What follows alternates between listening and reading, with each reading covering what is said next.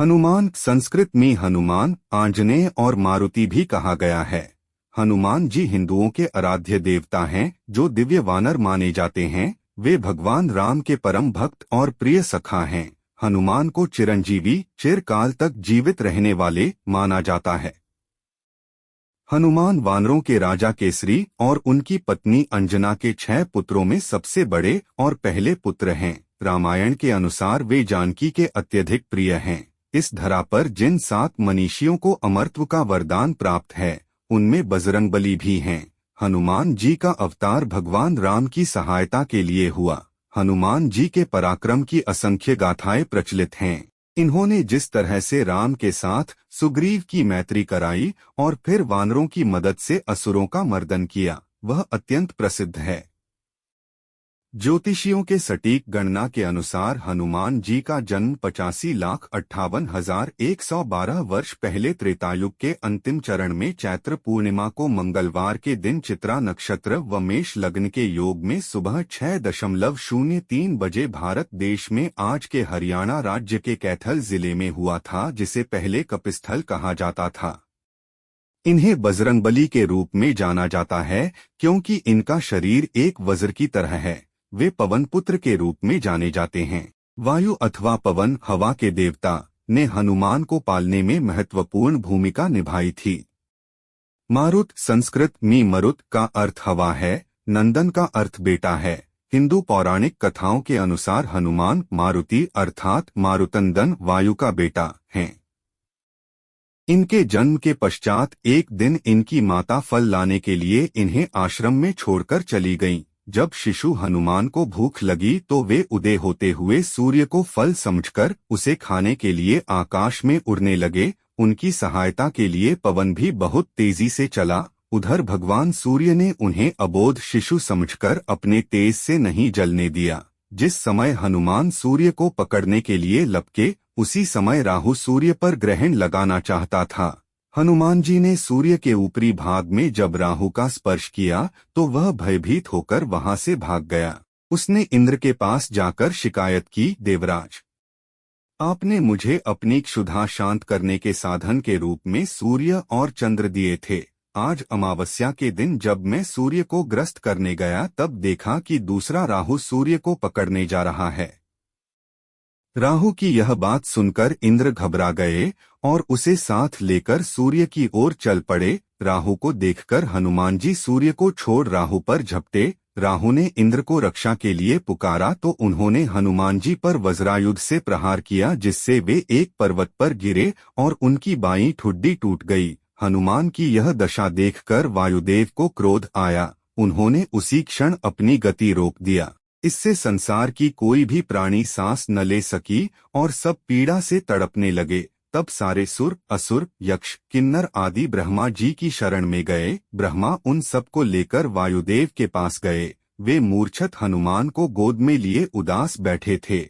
जब ब्रह्मा जी ने उन्हें जीवित किया तो वायुदेव ने अपनी गति का संचार करके सभी प्राणियों की पीड़ा दूर की। फिर ब्रह्मा जी ने कहा कि कोई भी शस्त्र इसके अंग को हानि नहीं कर सकता।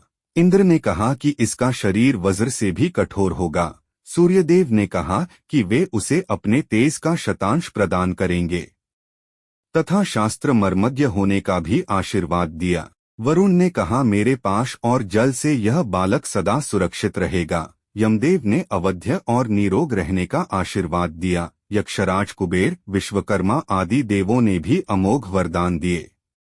हिंदू महाकाव्य रामायण के अनुसार हनुमान जी को वानर के मुख वाले अत्यंत बलिष्ठ पुरुष के रूप में दिखाया जाता है। इनका शरीर अत्यंत मांसल एवं बलशाली है। उनके कंधे पर जनेऊ लटका रहता है। हनुमान जी को मात्र एक लंगोट पहने अनावृत शरीर के साथ दिखाया जाता है। वह मस्तक पर स्वर्ण मुकुट एवं शरीर पर स्वर्ण आभूषण पहने दिखाए जाते हैं। उनकी वानर के समान लंबी पूंछ है। उनका मुख्य अस्त्र गदा माना जाता है। उनके मुख पर जो तेज है वह अतुलनीय है। उनका शरीर पर्वत के समान विशाल और कठोर है। उनके मुख पर सदैव राम नाम की धुन रहती है। इंद्र के वज्र से हनुमान जी की ठुड्डी, संस्कृत में हनु, टूट गई थी, इसलिए उनको हनुमान का नाम दिया गया। इसके अलावा ये अनेक नामों से प्रसिद्ध है, जैसे बजरंग बली, मारुति, अंजनी सुत, पवनपुत्र, संकटमोचन, केसरी नंदन, महावीर, कपीश, शंकर सुवन आदि नाम त्रेतायुग में रामायण के समय भगवान श्री राम की सहायता, राक्षसों का वध तथा अपने भक्तों के संकट हरने पर उनको इन नामों से पुकारा गया। अंजना असल में पुंजिकस्थला नाम की एक अप्सरा थीं, मगर एक शाप के कारण उन्हें नारी वानर के रूप में धरती पे जन्म लेना पड़ा। उस शाप का प्रभाव शिव के अंश को जन्म देने के बाद ही समाप्त होना था। अंजना केसरी की पत्नी थीं। केसरी एक शक्तिशाली वानर थे जिन्होंने एक बार एक भयंकर हाथी को मारा था। उस हाथी ने कई बार असहाय साधु संतों को विभिन्न प्रकार से कष्ट पहुंचाया था, तभी से उनका नाम केसरी पड़ गया। केसरी का अर्थ होता है सिंह। उन्हें कुंजर सुदान, हाथी को मारने वाला, के नाम से भी जाना जाता है। केसरी के संग में अंजना ने भगवान शिव की बहुत कठोर तपस्या की, जिसके फलस्वरूप अंजना ने हनुमान, शिव के अंश को जन्म दिया। जिस समय अंजना शिव की आराधना कर रही थीं, उसी समय अयोध्यानरेश दशरथ पुत्र प्राप्ति के लिए पुत्र कामना यज्ञ करवा रहे थे। फलस्वरूप उन्हें एक दिव्य फल प्राप्त हुआ, जिसे उनकी रानियों ने बराबर हिस्सों में बांटकर ग्रहण किया।